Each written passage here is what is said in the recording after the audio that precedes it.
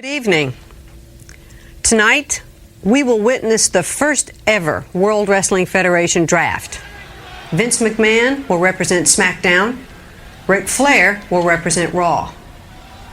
In the interest of time, only 20 picks will actually be made live tonight. A lottery will be held immediately following Raw on WWF.com to determine placement of all other World Wrestling Federation performers. The result of tonight's historic draft becomes effective on next week's Raw.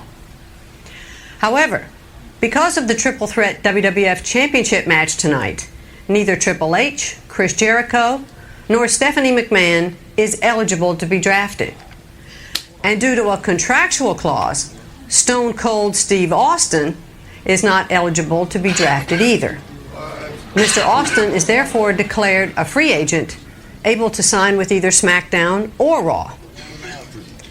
Thank you for your attention this evening, and best of luck to all the World Wrestling Federation superstars. One half of the infamous Four Horsemen right here, Ole and Arn Anderson. Ole, first of all, you know we got new United States Tag Team Champions, and they're a couple of terrific, outstanding individuals. Yeah, they're great. I'll tell you what, every time I look at them, I say there are two of the greatest, how do you put it? Outstanding individuals in wrestling today. But I'll tell you this, they better be watching very closely, because we're going to be coming after them, and one of these days, we're going to sift through all that garbage that the promoters put out in front of us. We're going to get by all these obstacles, and we're going to take those U.S. heavyweight belts. We're going to take those National Wrestling Alliance tag belts, and we're going to become what we should be, recognized by the whole world as champions. Carl, I'm going to tell you a short story. It goes like this. You see, 2 short years ago, I came to Jim Crockett Promotions. Everybody knew who Ole Anderson was. Everybody knew who Ric Flair was. Everybody knew who Tully Blanchard was. But Arn Anderson, nobody knew who I was. I was kind of the man that's untested. Nobody knew anything about me. Well, in 2 short years, I brought the name Anderson back to its true prominence, where it should have been. So, Nikita Koloff, I'm going to dictate this right to you. You see, Nikki, Tully's a champion, Flair's a champion. I'm standing here naked at this particular point in time. I've decided I'm going to pick on you. I don't want to be a champion. I don't need to be a champion, Nikita. I have to be a champion, and you're going to be the victim. Forget about tag matches. I'm coming after you. I'm smart, you're dumb. I'm big, you're little. I'm right, you're wrong. And there's nothing you can do about it. It doesn't matter what you think. Shit. You didn't say that. Tell me you did not just say that. There's nothing anyone can do, there's nothing anyone can say. There's little can be done right now to make this go away. Cliched simple platitudes do not to quell the dread, and the breadth and gravity just send me crawling back to bed. It's useless in this moment to say we'll get through this somehow. There's time enough for action, but that time isn't now. Soon we can start planning for what may come to be. But what I could really use right now is a bacon roll and a cup of tea. I don't need positive affirmations, I need to scream and bawl. The unrealistic expectations won't help with this at all. This is shit. Well, this is shit. I'm not expecting answers because they're out of your remit. I'm not looking for solutions, just for someone to admit that this is shit, this is shit, this is shit. You're trying to be... Pro Wrestling Network, welcome to episode number 48 of the Shit Take. We are 2 away from 50, Keith. 2 away from 50 Shit Takes. I'm your host, Shawn, and in the background doing his woohoo shit. You hear Keith, how are you doing? His woohoo shit. You literally referenced me directly. You said, we're at the 50, Keith. What do you think about that? And then you tell me I'm doing shit. I think I am so excited. 50 is a big number. It's the age I'm going to be in a few years. It's the age you surpassed about a decade ago. So, 3 years, motherfucker. 3 years. 3 years. I'm ready to go. I'm ready, rocked, ready, and ready to go. Maybe we should retire it at 50. We should. You think? We should. No, you know what? The sad thing is I think people do enjoy listening, mostly because you and I bicker about our takes, And much like the last episode, you try to get my goat. Where I said Dusty Rhodes sucked. Yeah, you tried to get my goat, and I didn't mind it as much. And it's just kind of funny. It's like every once in a while, I think like you think you're gonna get me, and then I'm just like, it's okay, buddy. I might get you a little bit on mine tonight, maybe. All right, maybe. Okay. All right. Depending on your point of view, but that's not always my ultimate goal.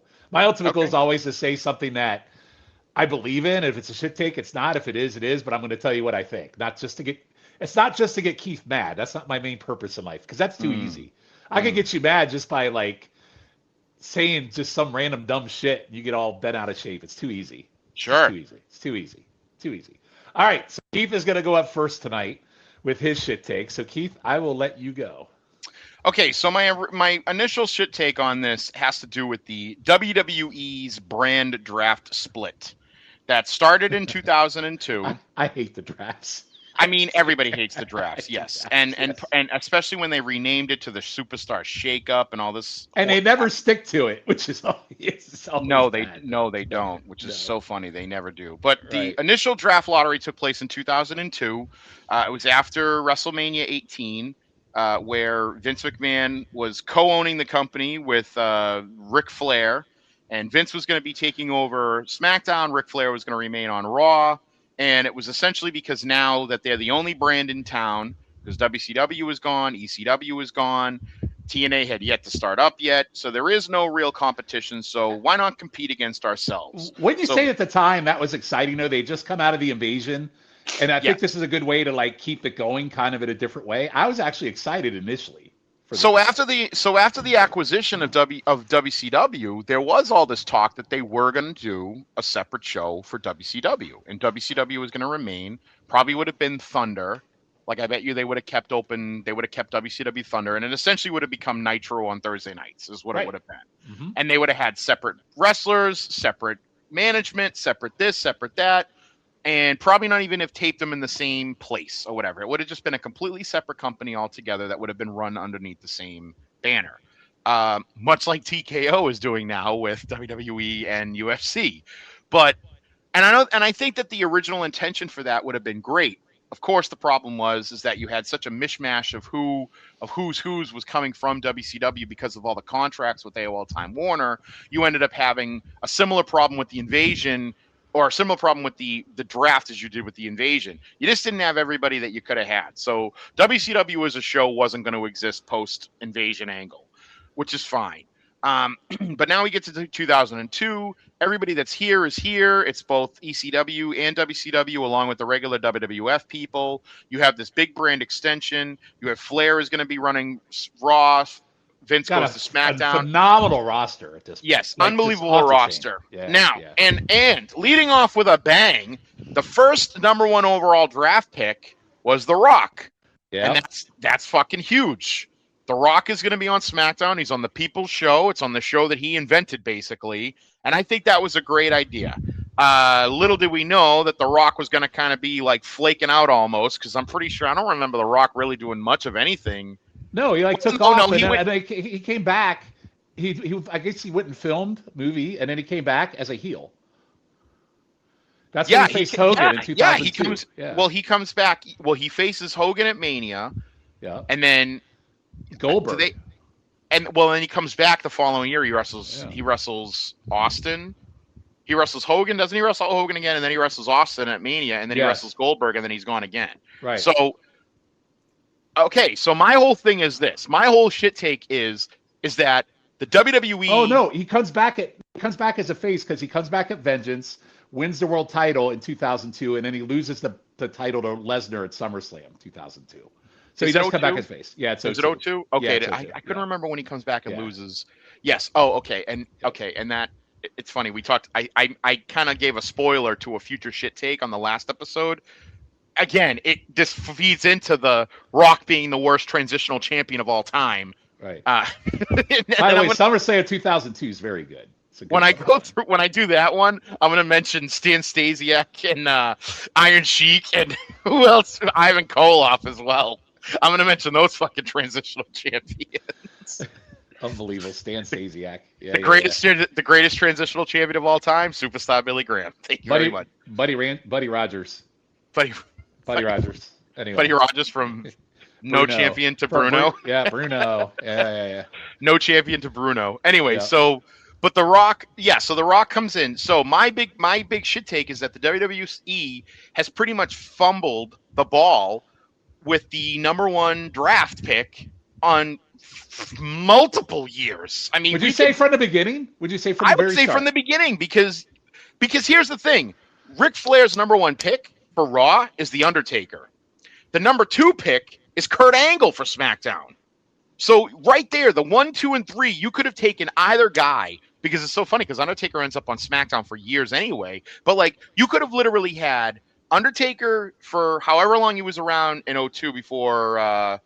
Well, no, he's around for a while because then he leaves. But when he leaves, I think he's on SmackDown. I think is when he leaves. So he's there for a while as Big Evil, and then he becomes the Dead Man again. But like you could have had him. Or you could have had your number 1 overall pick be the fucking wrestling machine, arguably one of the greatest professional wrestlers of all time. Chris Benoit. Chris Benoit was number 3. Actually, I think in 02, I think is when we start it's almost like the pre-SmackDown 6, I think, is in 02, I think. Yeah, it is. 02 is the SmackDown 6. Yeah. So, I mean, you had such an opportunity to have, and it's great. The Rock sounds great until you realize that The Rock is like a fucking part-time wrestler by 02. He is, correct. And it sucks. So 02, you fucked it up in 02. Let's go to 03 or 04. I'm just going to do a couple of them, okay? 04. Yeah. The number 1 overall pick in the draft, do you know who it was? In 04? In 2004. Give me the year of our Lord. Let me think about it. He went from Raw to SmackDown. Kurt Angle. No. Rene Dupree. Was number 1? Yes. Oh, you should have just stopped the pod right now. You stop right now. Wow. Rene Dupree. Now. Wow, what a shit take. Yeah, by the way, SmackDown was so bad in 04, it wasn't even funny. Now. So bad. Here's the biggest, in my opinion, and now I'm not even getting to like more recent acquisitions like Finn Balor, who gets hurt immediately after getting drafted. Carmelo Hayes, who does absolutely fucking nothing since getting drafted from NXT to SmackDown. Well, he's starting to now a little bit. Yeah. Oh, okay, but not when he was fucking drafted. All right, I know you're not a big sports guy, okay? But usually when you get drafted number 1 overall, whether it be football, baseball, basketball, usually you have some kind of an immediate impact in that sport. Yep. Number 1 overall, because there's a lot of guys who get drafted like for baseball in the first round that they don't even sniff the major leagues. But usually the number 1 overall guy that's picked is usually instantly impacting the team that he gets drafted for. Okay. Gotcha. And the league. I'm talking about guys that get drafted that don't do shit. Carmelo Hayes didn't do shit. I think he won the U.S. title in the first year, I think. But that's what I'm saying is like he didn't hold it very long though. Yeah, I think. And it's like, that's sad because he was such a hot commodity coming out of NXT. I'm trying to think. They had Trick Williams is doing great though. Yeah, which Trick Williams I don't even think it wasn't even a draft. No, he just got caught up. Yeah. Yeah. Let's talk about some of the other weird fucking ones. Yeah. In 2021, Roman Reigns was on SmackDown. He got drafted to SmackDown. So they didn't even do a flip with him. They just kept him on the same fucking show. Like, that's fucking stupid. 2023, the Bloodline was on SmackDown. They got drafted to fucking SmackDown. Cody was on Raw and got drafted to fucking Raw. It's like, what? It's not a superstar shakeup if the fucking same guy is there. It doesn't make any sense.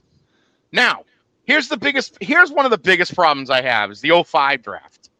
Okay? John Cena. He's the WWE champion. He's fucking John Cena. He's not big game. He's not big match John yet, but he's still John Cena. He gets drafted from SmackDown to Raw, which was weird because at the time, the World Heavyweight Champion is Batista, who's also on SmackDown. Right. I mean, who was also on Raw, excuse me, who was also on Raw. Okay? Cena gets drafted.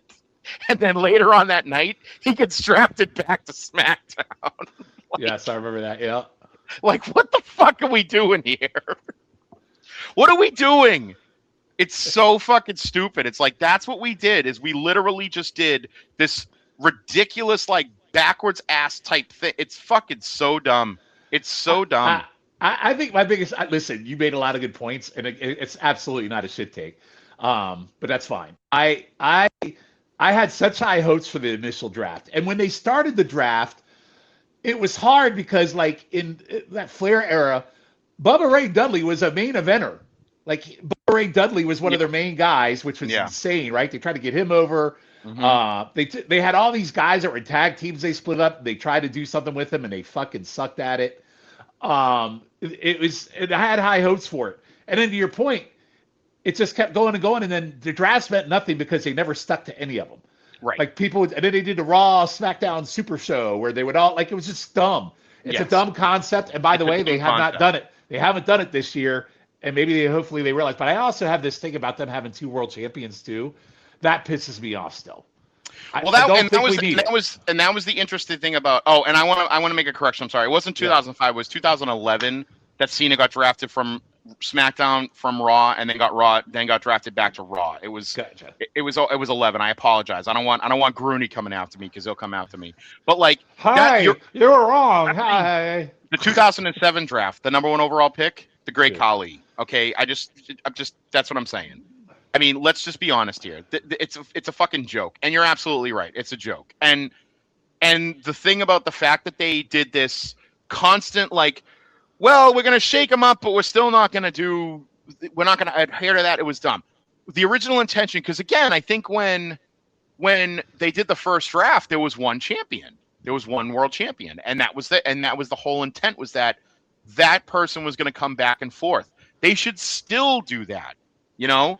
I really, really liked that brief period of time where Brock was the champ and Cena was the U.S. champ and Daniel Bryan was the Intercontinental champ, and they were elevating those 2 undercards, those 2 mid-card titles to be the championship. It was very reminiscent of the old territory days where like Flair would travel around, but you had your North American champion or your Georgia champion, where it was like, that was their champion. That was their world champion. It wasn't just the world champion. So, yeah. Yeah, I agree. I wish we had one world champion. Like, these guys all travel from show to show anyway. Yeah. Like I think like you could have a contender from Raw, a contender for SmackDown. I just don't think you need to have 2 world champions. And that's what I struggle with the most in this whole draft. Like, initially I was like, oh yeah, that makes sense. I just don't think it makes a whole lot of sense. I just don't. Well, especially now, since like the women are so good and like so well revered. Right. You could, because I think of it as like, I know WrestleMania, I know SummerSlam's 2 nights now. I don't think they're going to be doing 2 nights for every show, but like, I think of like who's going to be the main event of night 1, who's going to be the main event of night 2, and you could have the main event of night 1 or 2 be the women's world champion. I agree. And have that be a match, and then have the other night be the guy that's the world champion. I think that's fine. No, I don't think we need 2. I think it dilutes the world title. It makes it stupid. I mean, I don't think you need 2 tag team belts either. Here's what I would do though, like for me on tag team belts, I would keep the secondary titles. Remember when they took away the Intercontinental title for a while? You remember that? Yeah. Yeah. So you could have the Intercontinental title on one, U.S. title on the other. Then you could also do like a World Tag Team Championship. The U.S. Tag Championship. U.S. Tag, yeah, exactly. Like make it like the territory days where you only have one set of champions. You know, I don't know. That's a whole other conversation. I'm pushing for the U.S. Tag titles like nobody's business. Are you doing a la carte with Keithy while we're doing this? I'm going to make myself an English muffin, please. Oh, I'm getting a live view of a la carte with Keithy. It's not a la carte. It's taking it easy in the kitchen. It's Keithy Rhodes taking me home. It's a Mrs. McMuffin. Mrs. McMuffin. All right, no, that was it. Mrs. McMuffin. Oh, that's an amazing name. So Mrs. McMuffin, I'm watching Keithy make on a la carte. Mrs. McMuffin, I love it. All right, good shit take. Not a bad one. I agree with you 1,000%. All right. Thanks, buddy. Now, mine might not be a shit take, but I'm going to stick with my NWA theme from the last episode. Sure. So, as you know, I did a podcast called NWA Crock and Roll where I covered You sure did. The Crockett era very heavily, and we finished at the end of '86 and we never revisited it. I think at some point in all the pods I do, we visit in some form or fashion. Your Clash of the Backbones does some of that.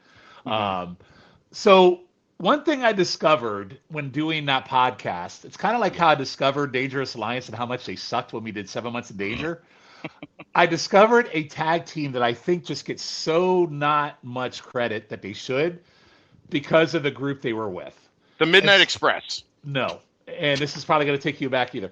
My take is the Anderson brothers, Ole and Arn Anderson, do not get the credit they deserve to be an all-time tag team.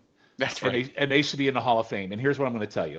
I think a lot of that has to do with Ole Anderson. Nobody's putting Ole Anderson in the Hall of Fame. Well, yeah. I think people think Ole Anderson is just, Ole in the Hall of Fame. He was a senile old prick, but here's the problem for me. Like, so the very first NWA Crock and Roll we cover is in April of 85. That's when they really go live. Yeah. And Ole Anderson broke up with his partner, Thunderbolt Patterson, and turned heel on Thunderbolt. Mm-hmm. And what he did was he brought in his Arn Anderson, I can't remember. I think it's his cousin or nephew. I don't remember what it is. I think it was cousins. And by the way, they are kayfabe at the time. You find out that they're also cousins with Ric Flair. Ric Flair supposedly their cousin too. Mm-hmm. So I was like, okay, well, Ole's kind of the surly veteran. Arn's kind of like the new guy on the block. Not knowing that Arn Anderson had a whole career before he got there, right? And man, they were so fucking good. The way, like out of the gate, their symmetry was great. How they would take people apart, how they would take limb work to a whole new level, and they were just savage. And probably it's the first time I've ever seen a tag team make it real for me. Like they were so real. You and your limb work. Well, I think the Andersons created limb work. I do. Yeah. Like every match, they would take a piece of like a limb, and they would just focus on it the whole time, and then they would break people's arms. Like, here's one I absolutely loved. Sam Houston, when he was in the WA. The great Sam Houston. Sam Houston was a good hand. He was good. And he was friends with Magnum TA and with Dusty, and they went after him and broke his arm and like beat the fuck out of him. Then they get because he was friends with Dusty. Yes, because Dusty has to be booked, as we know, and everything. But then they had this feud with Dusty and Magnum. They had this feud with the Rock and Roll Express, which is just legendary. It doesn't get enough. Like their matches with the Rock and Roll Express, are some of the best tag team matches I've ever seen. Okay. But Dusty, again, we talked about Dusty. He was constantly involved in their shit. He was involved in war games. Yeah. They were off for position as the enforcers in the Horsemen versus the Dusty conflict. So I feel like that takes away from them a little bit. I feel like them being in the Four Horsemen, ultimately, what it did for Ric Flair was great. What I think it did take away was from the Andersons, because one, Ole lasted with them for a little over 2 years, or almost a year, and then he was gone, and then we had other iterations that kind of, you added Barry Windham, you added Lex Luger, and all these guys went on to bigger and better things. I think he's better than Paul Roma, obviously. But anyway, long story short, I think the Andersons get very shortchanged in what a great fucking tag team they were. I could watch anything Anderson, and I'll fucking pop. And here's who's your favorite tag team, Keith, of all time? My favorite tag team? Demolition. Andersons are better than Demolition. Andersons are better than the Brainbusters. They're better than the Road Warriors. Are they better than the Midnight Express? You know what? I will tell you, I would love to see a match between those two teams. Are they better than the Rock and Rolls? I think they are. But I think part of it is because of what I like in my wrestling. Yeah. I like a lot of stiffness. I like limb work. I like when you beat the shit out of people. So is it fair to say they're a better team? But they had such a good feud with the Rock and Roll Express. I think they are the ones that got the Rock and Roll Express super over, by the way. Okay. So are they better than Midnight Express? Depends on the version. Okay, maybe not better than a Midnight Express. No. But they are definitely better than Demolition. Give me some other teams to throw at me, and I'll tell you if they're better than them too. Road Warriors. 100% better than the Road Warriors. Are they better than the Sheep Herders? Yes. Not the Bushwhackers, the Sheep Herders. Yes. Are they better than the Hart Foundation? Ooh, motherfucker. Yes. Okay. Are they better than... And the problem is we don't have a big portfolio of stuff to pull of them. That's my other problem. But yeah. Have you ever seen Gene wrestle? You know, I've searched for Gene Anderson's, but most of it looks like it's been filmed as part of the Zapruder film because it's all on like that kind of film. Are they better than the Freebirds? Oh yeah, fuck yeah. Okay. What about the northwest connection or the east-west connection? Oh yeah, fuck Who's yeah. Adrian Adonis and was it Dick Murdoch? So for me, it's like I get like this. For me, is probably a shit take for people because there's not a lot of material of them actually tagging together. All right, I have an answer for you. Okay, What? Is it a shit take? I don't know if it's a shit take per se, but it's a shit take because they're in my top 5 tag team of all time. That's a shit take to most people. So okay, I mean the fact that you think that they're better than the Road Warriors and Demolition, but I hate the Road Warriors, so that's an easy one for me.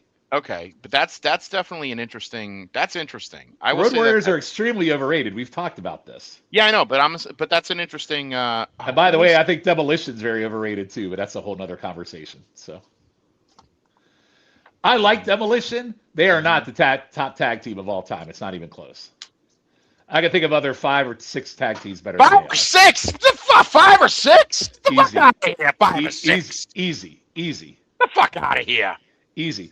Arn and Tully are better than Demolition. We're not talking Smash. No, listen to me. I'm talking Axe and Smash. What about the Faces of Fear? I love the Faces of Fear. Barbarian and Haku. They're very underrated. Would Ole and Arn be better than Barbarian and Haku? I would love to see that match because they beat the fuck out of each other. Yep. Yeah, I feel the Faces of Fear don't get a lot of credit. One of the greatest WrestleMania matches opens of all time, by the way. Yep. So they don't get enough credit either. That could be another shit take. They don't. Okay. They should have got a WCW tag team run for sure. Great. Do I think that? Okay. Here's the thing. You're absolutely right about them getting overshadowed by the Horsemen in general. And I think they get overshadowed because most people think Ole Anderson was an asshole, and I think that takes away from them too. I think that, and it's funny because if you think of it, in all the incarnations of the Horsemen, really the only other tag team is Arn and Tully, and they're not even like tag guys, really. But you know, like Tully's not a tag guy. Yeah, but Tully's not a tag guy. I mean, I think a lot of people think of Arn and Tully because of their run as the Brainbusters, but their tag run in NWA isn't that long either. You know. Let's see, late '87, a year. It's 1 year exactly because they leave for in the NWA they're there for a year, then they go to the WWF, and they're gone by November of '89. So they were a tag team for like 2 years. Yes, 2 years. But most of it's in WWF. You know, so it's like correct. But it's 1 year each. And then when you think of it, before that, Tully is a singles guy feuding with Magnum and Dusty. So I think, which is weird. Why do they always consider Arn? I think they moved Tully over to Arn because Arn couldn't get over as a singles wrestler. I mean, kind of, right? I mean, the most that Arn ever did was, he's a hell of a world television champion, but that's about the extent of it. Like, could you have ever seen Arn Anderson as the U.S. champion? No, but I think the why Barry Windham was and got over as a U.S. champion. Luger was and got over as a U.S. champion. You know? Yeah. I'm just saying, like, I don't think it's funny. Like Arn, which is crazy because Arn's probably is Arn in the top 10 of greatest wrestlers of all time overall packaging? For me, yes. For me too. For me, because he's probably. But that's why I said that Andersons are a top 10 tag team for me but too. Like he's a 10 out of 10 promo. His ring work is amazing. He looked like he was 75 years old when he was 25. But how many bad matches have you watched Arn Anderson in? None. Like I can't think of one off the top. I'm sure there was one against Sting that was terrible. He gave Sam Houston a fucking 3 1/4 star match, man. Come on. Isn't his match against Flair kind of shitty? That they had he was at 94 or 93 or whatever. Wise, yeah, maybe. I don't know. I didn't like Arn Anderson for me. His thing stopped by 94. Anything post 94, I didn't really pay attention to. Wait a minute, didn't he get isn't he like one of the guys that didn't he get a clean win over Hogan? He did twice. Yeah. That's a rarity. You get a clean win over Hogan, that's a rarity. So it's Ole Anderson, man. He was such a fucking piece of shit. But that doesn't mean what the quality of work. It's kind of like saying Listen, we could say the same thing about Chris Benoit. You would never put Chris Benoit in a top 10 anything, right? Because he killed people. I mean, I would put Chris Benoit on the Mount Rushmore of murderers. I know, but see, that's what's so hard. Like, and again, this isn't a shit take. It's like, how do you distinguish people from, like, I'll tell you another underrated great wrestler, Buzz Sawyer. Like, I have never watched anything with Buzz Sawyer that I dislike, but he was such a piece of shit behind the scenes. So he'll never get his say. So put that aside. If you just look at the wrestling work, and we're never going to talk about Chris Benoit. Chris Benoit obviously is a great wrestler, but he killed somebody. Was Buzz Sawyer the one that stole the money from the Undertaker? Yeah. But goddamn, right. I have never seen a bad Buzz Sawyer match in my life. His Mid-South run's amazing, by the way. So yeah, I think that's what it is. I think Ole just gets a bad rap. But I put him ahead of Demolition. Like, should I just go down my list of tag teams that are better than Demolition for you, just so I can make you mad? All right. So is your number one the Midnights? Yes. All right. I'll at least allow the Midnights. You know what? I told you Demolition is my number one. It still is. But Midnights are 1A. Everything I see a friggin' and I gotta admit I haven't seen a lot of like Condrey and Eaton, but everything with fucking Stan Lane and Bobby Eaton, it's so fucking good. Condrey and Eaton aren't in it for me. It's Lane and Eaton. Yeah, Lane and Eaton is so good, so good. So I'm gonna. Larry Zbyszko and Al Madro would be in my top 5, or not? Al Perez would be in my top 5 too. And I will say the Enforcers, Larry and Arn. Just remember, Larry's the one that submitted in that Four Horsemen War Games match. Well, what's funny about the Enforcers, they didn't even get like a 3-month run. Like, I think they came in like it's in August or September, and they were done by November. God. As soon as they had a chance to switch to Bobby Eaton, they did.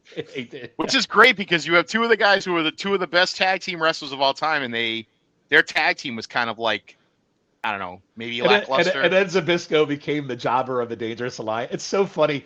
Larry Zbyszko's, it's so great. It's so bad. Larry submitted in 2 War Games. He submits in the one where he's the replacement in the Horseman, and then he submits when he's in the Dangerous Alliance. Hi! Stupid jerk. Anyway.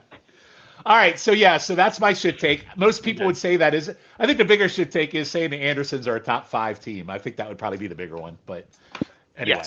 Yes. But they are better than Demolition. I mean, Demolition, your tag team. You know what? Team is Crusher. Wait, you know what? It's Crusher Khrushchev and the Masked Superstar are your tag team. We're gonna go to friggin'. We're gonna go to WrestleCon in Minneapolis. I'm gonna drag you over to Demolition's table, and I'm gonna ask Bill Eadie. I'm gonna say, my friend here thinks that the Andersons are better tag team than you guys were. Thoughts? And I'm just gonna hold out my hand. What's he gonna fucking do? He can't do anything now. Be awesome if he got up and fucking hit you with something. That's probably not a good idea to do right now. So. Not right now, but not a good idea to do right now. Maybe in a couple of weeks. Maybe. We'll see. All right. We'll see. All right. Well. Anyway. Okay. That would have been like for me. You know what's also funny? So because I got so obsessed with the Andersons during NWA Crack and Roll, I tried to look up Ole Anderson shit. There's not a lot out there that you can find. No. Although he did co-host Georgia Championship Wrestling with Gordon Soley a lot. So there's him on commentary, or at least doing... Well, he owned it. He owned part of it. So. Well, I'm trying to think. I mean... He had a great tag team with Stan Hansen. I would love to see that tag team. Sadly enough, there's a guy that didn't book himself to be in every angle. He did not. Going back to the last shit take episode. That is correct. So anyway, that's... And he booked for a lot. He booked a lot. He was a good booker in the early days for sure. He was a good booker. So. All right. Anyway, that's my shit take. That's Keith's not shit take. That's where we're at. So Keith, anything you want to plug before we go on our merry way?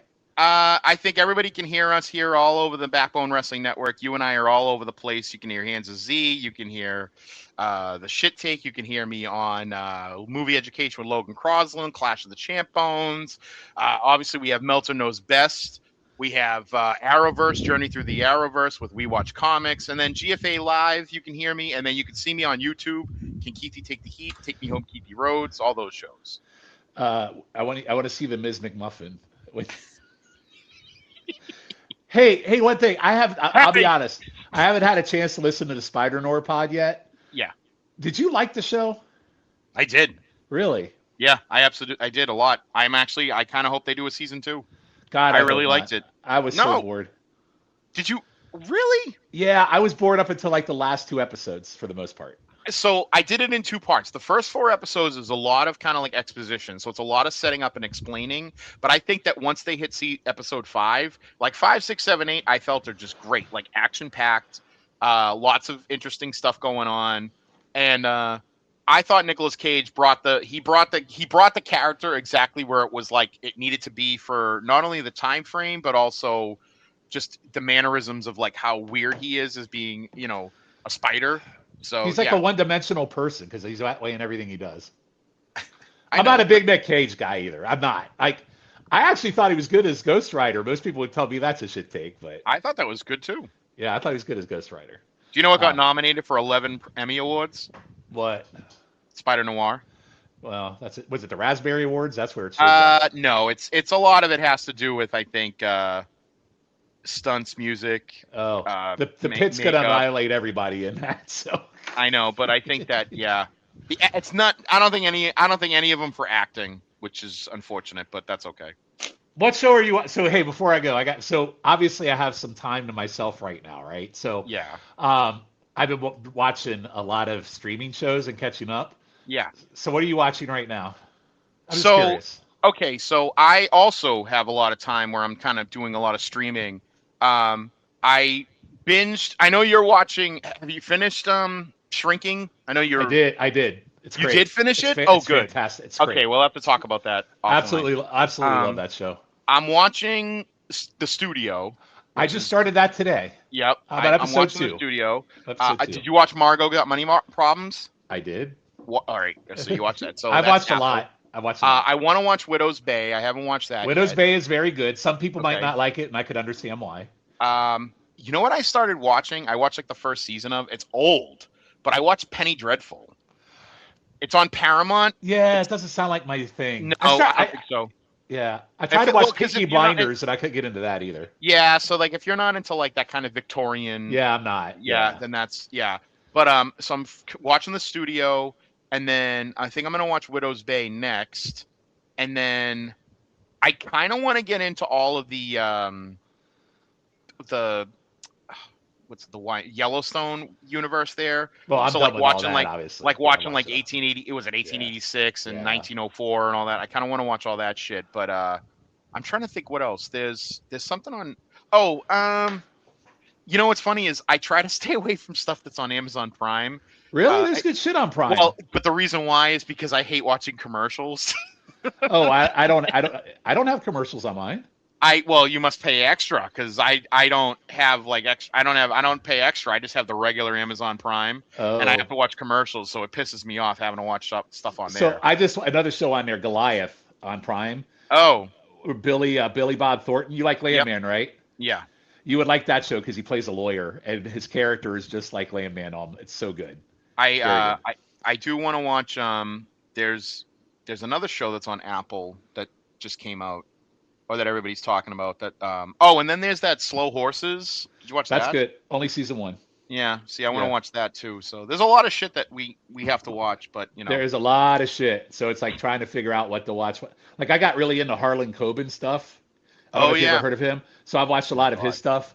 So it's a lot. Can I ask you a question? A stupid question. What? Do you read like books? Are you a reader or not really? No, I used to be. I read comic books. Well, I don't even read those anymore. Well, no, comics because are so shitty now. Because Harlan Coben's books. That's what the shows are based on, though. Yeah, but they're not based. But he hasn't based them on. They're not basing them on his main character. They just announced a show for that next year. Which one?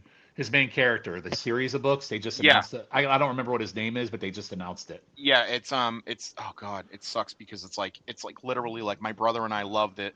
It's like the big one is Deal Breaker, and that's the first book in the whole thing.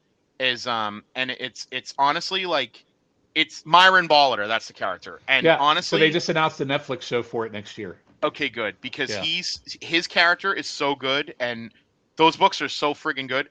I mean, I've read other Harlan Coben books. That's why I'm saying, like, if you were interested, I would seriously like either pick it up or get it at a library or at a secondhand bookstore or something like Deal Breaker, it's a quick, you'll fly right through it. Especially if you have to like fly somewhere and you have like a few hours to like sit and kill, as opposed to watching a movie or a TV show. Read his book; it's fantastic. When I went on my honeymoon, I went on a cruise.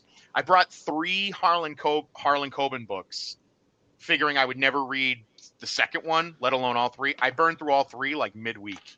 Yeah, just sitting on the friggin' Ludo deck, like reading books. That's what I did. I enjoy his shows, but he has a common theme. Like it's almost like this baby got kidnapped. Like so some of his shows get a little repetitive when you watch them. But that's how every mystery thing is. That's true. Anyway, all right, moving on. Well, moving on, Keith. We will be back on episode 49. Woohoo! Of the Shit Take. Yeah. Bye, everybody. Bye.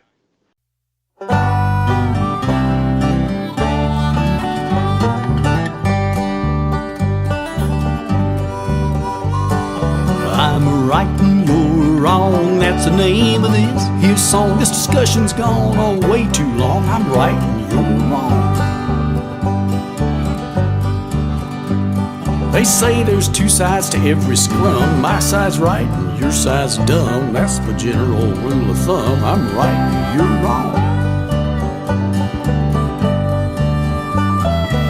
If I'm right and you're wrong, I guess this can't be a sing-along. 'Cause you'd sing I'm right and that'd be wrong, 'cause I'm right and you're wrong. I'm right and you're wrong, that's the name of this here song. Dang, you sure are headstrong. I'm right and you're wrong.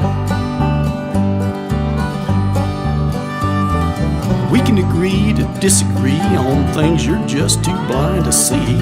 Else you just agree with me, 'cause I'm right and you're wrong. Please don't cloud the issue with facts. Let's just stick to personal attacks till there ain't no turning back. 'Cause I'm right and you're wrong. I'm right and you're wrong, that's the name of this here song. Civil discourse just don't belong. I'm right and you're wrong.